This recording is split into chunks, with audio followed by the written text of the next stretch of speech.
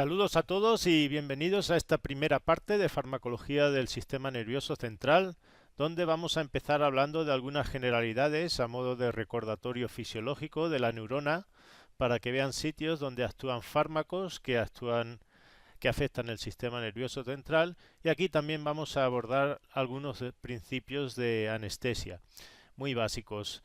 En general, la farmacología del sistema nervioso central la vamos a dividir en los siguientes bloques que tienen aquí. Vamos a comenzar, como digo, haciendo un recordatorio rápido y hablando algunas generalidades de la anestesia en este vídeo. En los siguientes dos vídeos hablaremos sobre los anestésicos o agentes de uso inhalatorio, y tendremos otros sobre los anestésicos que se usan por vía parenteral. También dedicaremos un vídeo separado a hablar de la anestesia local. Los anticonvulsivantes los vamos a incluir junto con los de la anestesia parenteral, porque en realidad son los mismos fármacos los que se utilizan. Y a continuación tendremos otro vídeo que trataremos los 4 grupos grandes de tranquilizantes que tienen ahí: las benzodiazepinas, butirofenonas, fenotiacinas y alfa-2 adrenérgicos. El tema de analgésicos lo vamos a abordar en otro módulo, que es el de la inflamación. Ahí básicamente vamos a tratar el grupo de los opiáceos, todos los derivados de la morfina. Y en este módulo también vamos a hablar de fármacos que vamos a utilizar cuando hay trastornos del comportamiento, tanto en perros como en gatos. Y eso va a ser el último vídeo de este módulo. Para empezar, tendríamos que decir que para que una neurona transmita una orden a cualquier otra célula, se debe de generar un impulso eléctrico, que es lo que conocemos como el potencial de acción que tienen ahí representado. Si nos fijamos en las imágenes de la izquierda, al cuerpo de una neurona le van a llegar estímulos, por una parte excitatorios, que convencionalmente se representan con un signo positivo, y otros que son inhibitorios y que se representan con un signo negativo. Vean que en la salida del axón del cuerpo de esa neurona, pues se van a sumar algebraicamente esos estímulos positivos y negativos, y si ese voltaje en el interior de la membrana llegase al umbral de excitación de esa neurona, que aquí está entre menos 60 y menos 70, lo que va a ocurrir es que se van a abrir canales de sodio voltaje dependientes, es decir, que son canales que se abren o cierran en función del voltaje, y van a permitir que entre mucho sodio de golpe dentro de la neurona, y esta pues se va a despolarizar y se genera por tanto el potencial de acción. Después, pues la neurona va a volver a su estado de reposo cuando decimos que se repolariza, y si ese voltaje dentro de la neurona llegase a hacerse muy negativo, y estuviese muy alejado del umbral de excitación por debajo, entonces decimos que esa neurona está hiperpolarizada, y por tanto pues le va a costar mucho poder transmitir cualquier impulso y generarse un potencial de acción. En esta otra figura se muestra de forma muy esquemática los mecanismos que controlan la excitabilidad pues de cualquier tipo de células excitables, no solo las neuronas, sino fibras musculares como las del corazón, o células exocrinas como por ejemplo las salivares o las lacrimales. Recuerden que la célula se activa cuando se despolariza, y eso ocurre pues cuando entran iones positivos, que aquí estarían representados por los números 1 y 2, que como ven son receptores de acetilcolina y glutamato, que cuando se abren pues dejan entrar una poquita cantidad de iones de sodio.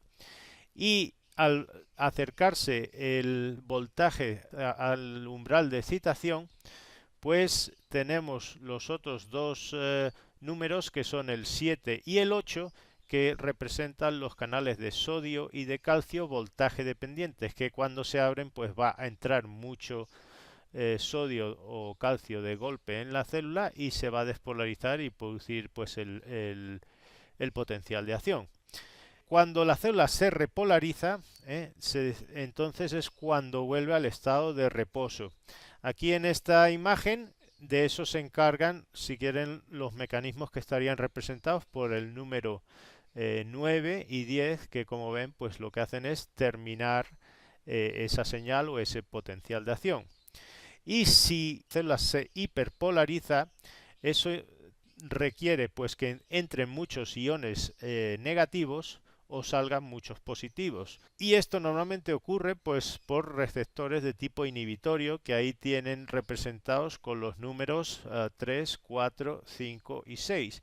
Como ven, son receptores de GABA, de glicina, también hay receptores de acetilcolina y opiáceos que lo que hacen es dejar salir potasio y por tanto pues la membrana pues se hiperpolariza. Si quisiéramos resumir cómo actúan los fármacos que afectan a las neuronas, pues básicamente van a interactuar alterando la actividad eléctrica por 4 mecanismos distintos. Los fármacos podrían cambiar la concentración de neurotransmisores en la sinapsis nerviosa, ya se trate de un neurotransmisor de acetilcolina, de norepinefrina, de glutamato, glicina o GABA. Otro mecanismo, segundo, sería actuando directamente sobre la función del receptor. Y eso vamos a verlo a continuación, como hay fármacos como los barbitúricos y algunos tranquilizantes que actúan a nivel del receptor del GABA. Otro tercer mecanismo sería alterando la señal de transducción intracelular. Y aquí vamos a poner el ejemplo de los anestésicos locales, pues que van a bloquear los canales de sodio voltaje dependiente. Es decir, ese mecanismo de transducción rápida de la señal. Y por último, otro mecanismo pues sería alterando la terminación de la señal, que como decíamos está representada por los números o mecanismos que tienen ahí del 9 y 10. Obviamente si los cationes que han entrado al interior pues no salen de la célula, pues esta se va a quedar excitada durante más tiempo. Aquí tienen representados un ejemplo de un sitio de acción que es el receptor del GABA y que como ven cuando se activa pues se abre un canal de cloro que deja entrar cloro que está mucho más abundante en el exterior que en el interior de la membrana, y entonces pues el voltaje en el interior se vuelve negativo y se hiperpolariza esa neurona, es decir, se duerme. Pues bien, las benzodiazepinas, como por ejemplo el diazepam, o los barbitúricos como el pentobarbital o el tiopental, lo que van a hacer es unirse a sitios distintos de ese receptor y van a abrir también ese canal. En el caso del diazepam, pues facilitan la unión del GABA. Si hablamos de los barbitúricos, no es necesario que esté el neurotransmisor presente, simplemente se une el fármaco y abre el canal. Bueno, a continuación ya vamos a hablar de conceptos que es bueno tener claros porque se van a manejar bastante.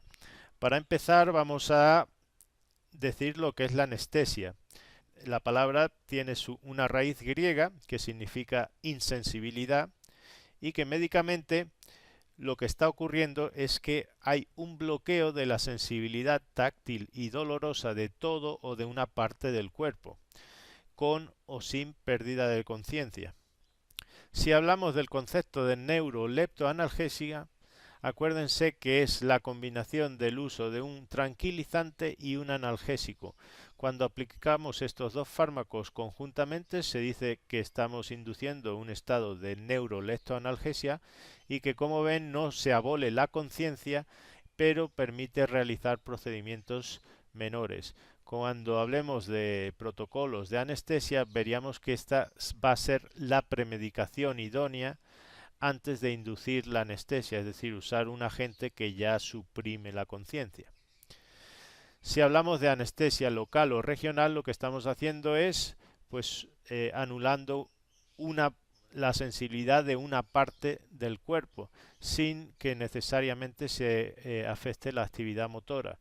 Cuando hablemos de la anestesia en rumiantes, diremos que en una vaca, por ejemplo, para hacer una cesárea, pues lo que interesa es hacer una anestesia epidural y local, de tal manera que podamos hacer la cesárea con la vaca en pie, es decir, no se afecte la tora de ese animal y pueda permanecer en la estación. Cuando inducimos un estado de anestesia general, lo que nos interesa es que sea balanceada con respecto a esos 4 estados médicos que tienen ahí.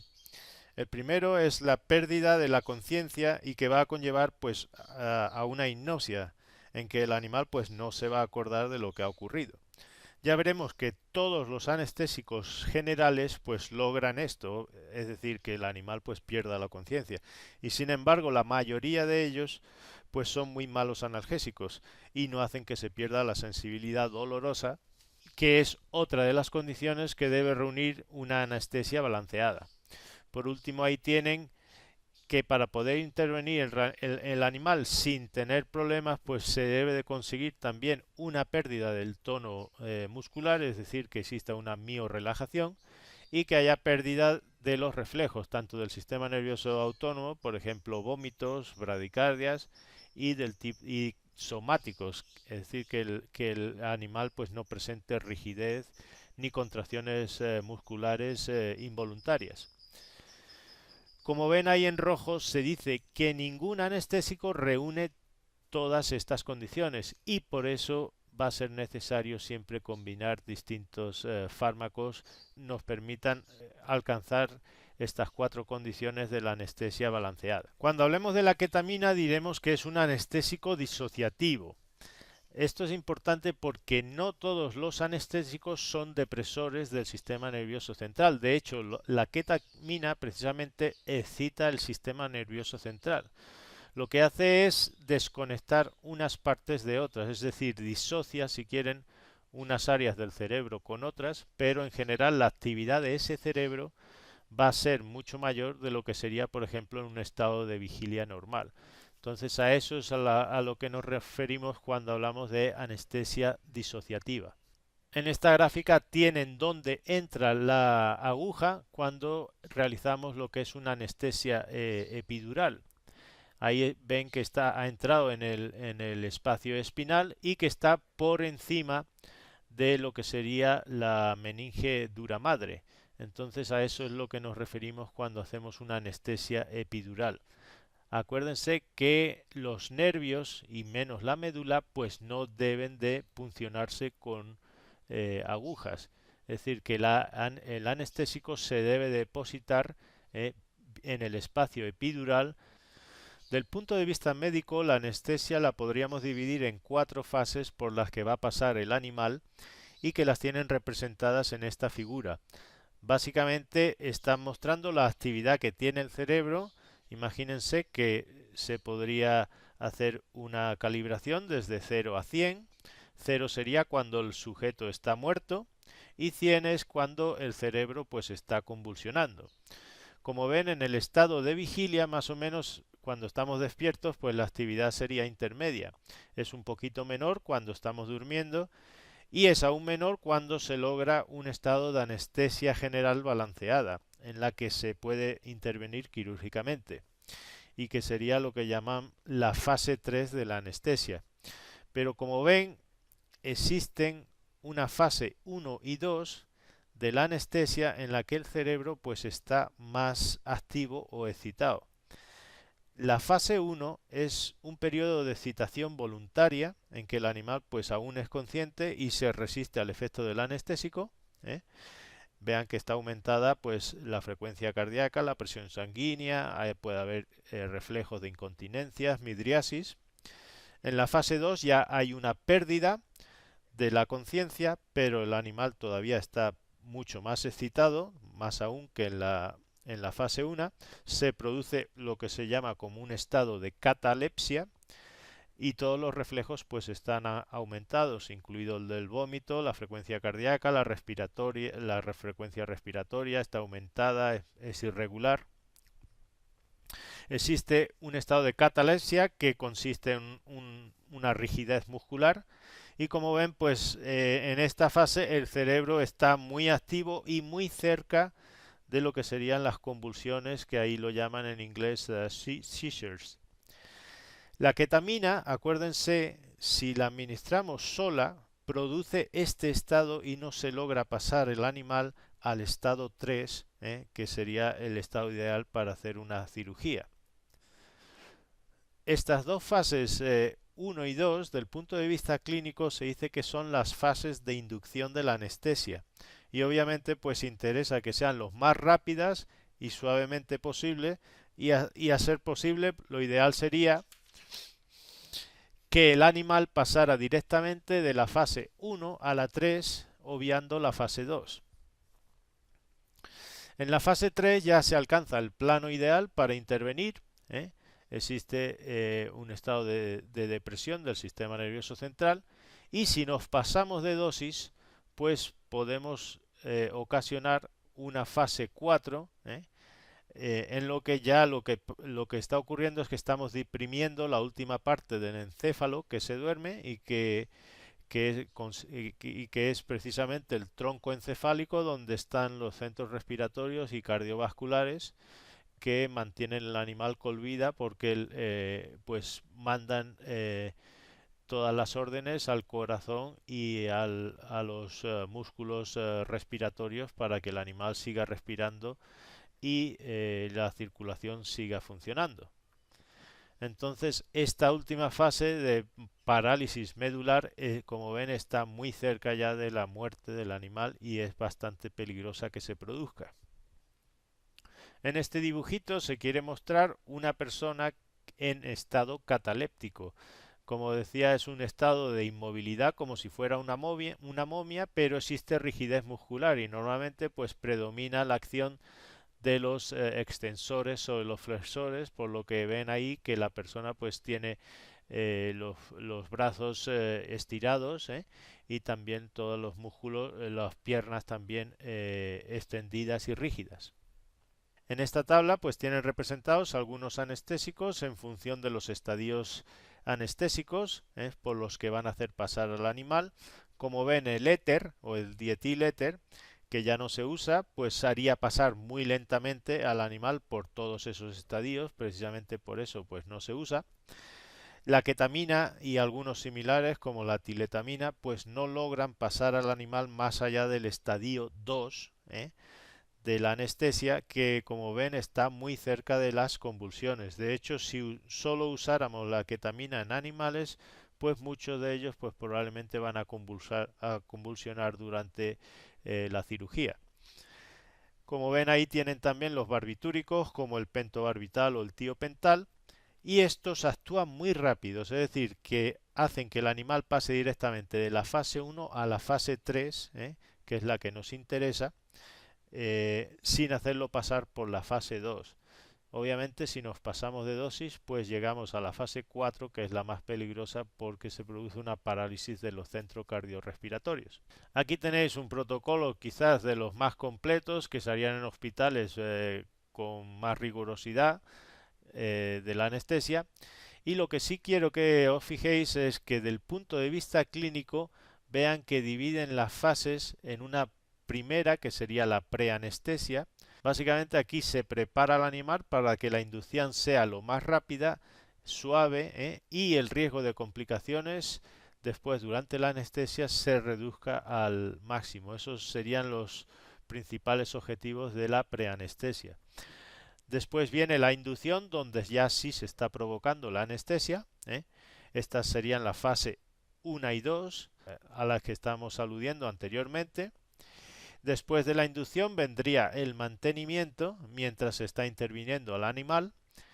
Y por fin, pues en el posoperatorio es donde vamos a continuar un tratamiento, sobre todo para evitar el dolor que se produzca y que se produzcan infecciones y otro tipo de complicaciones que pueden ocurrir. Esta tabla parece muy complicada, pero en realidad no lo es. Tenemos lo que vamos a observar en el animal en cada uno de los planos anestésicos, y que obviamente pues es importante saber porque es lo que nos va a indicar si el animal está bien anestesiado o necesita más anestesia, o bien nos hemos pasado de anestesia. Como ven, en la parte de la izquierda tenemos los estadios de inducción con la fase 1 y 2, la de mantenimiento o 3, que como ven ahí la dividen en 4 planos, y vamos a ir viendo qué es lo que ocurre en cada una de ellas. Como ven, a nivel del sistema nervioso central, en la fase 1 y 2 se deprime la corteza sensora y motora pero no el tronco encefálico ni médula espinal. El tronco encefálico empieza a deprimirse ya en la fase 3, que es la de mantenimiento. El plano ideal para hacer la cirugía normalmente es el 2 de la fase 3 de mantenimiento que ahí tienen. A continuación del sistema nervioso central, la siguiente columna está el color de las membranas mucosas. Esto pues nos da una idea de cómo está la perfusión sanguínea, es decir, el riego a los tejidos, que obviamente pues viene dado por la presión sanguínea. Al principio ven que en la fase 1 y 2 pues están más rosadas porque aún hay un aumento de la presión sanguínea, y como ven en el plano 3 ya pues se empiezan a poner pálidas, pues porque baja la presión sanguínea. El color junto con el tiempo de llenado capilar pues serían dos parámetros que podemos usar de forma indirecta para ver cómo está la presión sanguínea. Como ven a continuación viene el tono muscular, que está aumentado en la fase 1 y 2, es decir que existe una rigidez muscular que va a ser pues muy difícil que intervinamos en el animal en estos estadios. A continuación ven que está la respiración. Lo ideal sería que la respiración pues sea lenta y regular. Normalmente si un perro tiene una respiración de entre 20 y 40 respiraciones por minuto, normalmente esto va a estar entre 10 y 15 respiraciones por minuto cuando se logra una anestesia balanceada en el animal. Si veis ahí en la fase 1 y 2, pues la respiración está rápida se hace irregular. Otra de las cosas importantes es que vean que la respiración debe ser torácica. Si nos pasamos de anestesia, lo que va a ocurrir es que vamos a primero a paralizar los músculos intercostales y entonces pues el animal se va a empezar a ayudar del diafragma para respirar. Entonces se dice que la respiración pues se hace abdominal y esta fase de la anestesia es muy peligrosa porque ya estamos deprimiendo básicamente los centros cardiorrespiratorios. A continuación ven que tienen el pulso y la presión sanguínea. El pulso, la frecuencia cardíaca y la presión sanguínea pues básicamente son parámetros que nos está también diciendo cómo está el corazón.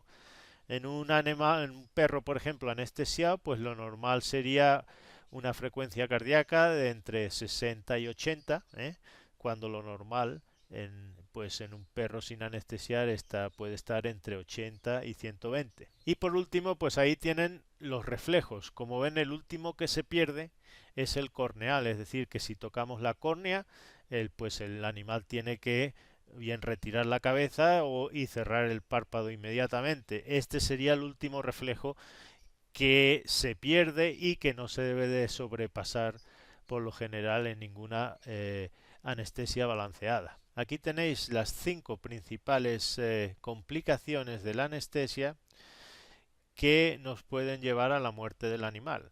Por tanto, todo lo que vamos a hacer es básicamente para impedir que cualquiera de ellas se produzca y vamos a hacer un monitoreo constante del animal durante la anestesia para verificar que no están ocurriendo ninguna de estas. Entonces, cuando hagamos protocolos de anestesia, siempre, por lo general, van a ir enfocados a minimizar el riesgo de que se produzcan estas complicaciones. Y ya diremos cuál es el papel que juega cada uno de los fármacos para precisamente prevenir que esto ocurra. Por ejemplo, anteriormente decíamos que los objetivos de la preanestesia es básicamente hacer que tengamos que usar menor dosis de anestésicos y con ello pues el riesgo de estas complicaciones se reduce en gran medida. Si hablamos ya de rumiantes adultos, hay que añadirle otro riesgo que normalmente no tienen los monogástricos y que tienen representados en esta diapositiva. En general, los rumiantes son muy malos candidatos a la anestesia general y por eso normalmente pues vamos a usar la anestesia espinal combinada con la anestesia local. ¿Qué es lo que le ocurre a los rumiantes adultos para que sean tan malos candidatos a la anestesia? Pues básicamente que tienen un tracto digestivo que no se puede parar de golpe porque se puede producir una catástrofe. Como veis ahí, los estómagos ocupan el 75% de la cavidad abdominal. Además, la anestesia general disminuye los movimientos del rumen que son necesarios para expulsar los gases constantemente que se están produciendo por la fermentación.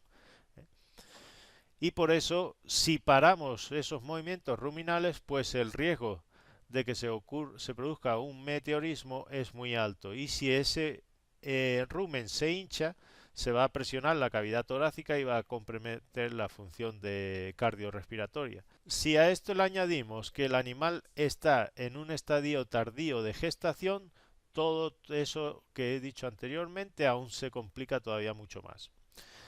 Entonces, lo ideal, por ejemplo, para hacer una cesárea va a ser que el animal esté en pie, y cuando hablemos de anestesia regional y local, diremos cómo se hace en vacas, porque es que si una vaca se tumba, el riesgo de que se ocurra una regurgitación y aspiración del contenido ruminal es muy alta.